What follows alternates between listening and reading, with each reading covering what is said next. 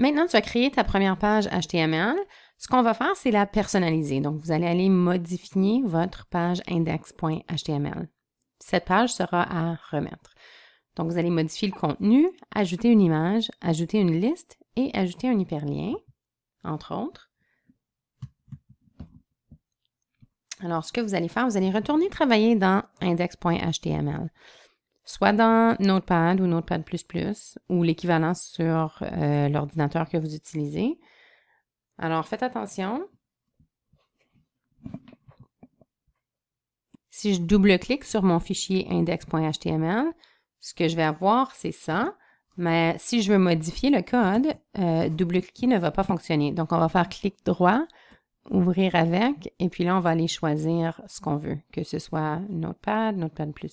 Donc ici, j'avais travaillé avec bloc-notes. Et de là, vous pouvez aller modifier le code. Donc, si vous voulez changer ça, puis écrire votre nom, vous pourrez faire ça.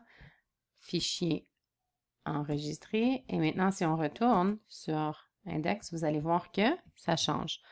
Okay? Si jamais clic droit ne fonctionne pas, vous pouvez toujours aussi aller directement dans bloc-notes et aller chercher fichier, ouvrir. De là, aller chercher votre code HTML. Okay? Dépendant de où vous l'avez sauvegardé, assurez-vous de choisir tous les fichiers. Donc, c'était index.html. Donc, vous pouvez l'ouvrir de cette façon-là ici pour aller le modifier. Donc, à chaque fois que vous allez faire des changements, il faut sauvegarder et aller actualiser la page. Vous allez voir les changements ici.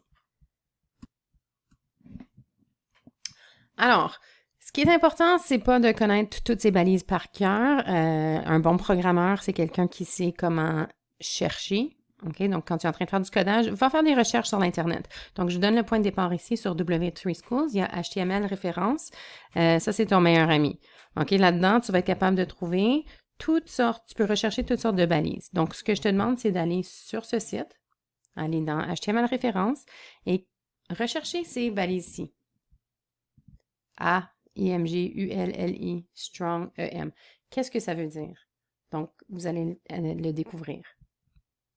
Donc, juste pour vous montrer, un qu'on connaissait déjà, en fait, on avait vu, si je tape ici H2, par exemple, et je recherche. Oups. Bon, ici, j'ai juste tapé H. On voit ici, donc de H1 à H6. Qu'est-ce que ça fait? Et puis, vous pouvez voir, vous pouvez même aller essayer, vous autres même, et découvrir c'est quoi ces balises-là. Donc, recherchez les balises que je vous ai montrées. Et puis, appuyez sur Try It Yourself pour essayer de voir comment ça fonctionne.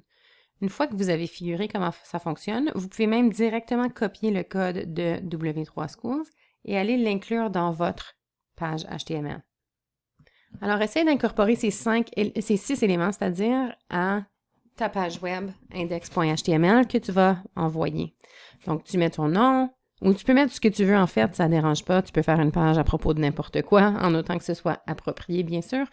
Tu mets une en-tête, donc un heading en anglais, donc la balise H1. Je veux que tu incorpores un paragraphe, tu vas incorporer une liste, une image, un lien vers n'importe quel site et essayer de mettre du texte en caractère gras. Donc, essayez ces 6 différentes choses, de les inclure à votre page index.html et ça, c'est votre travail formatif numéro 2. Donc, faites de votre mieux et vous allez m'envoyer votre travail.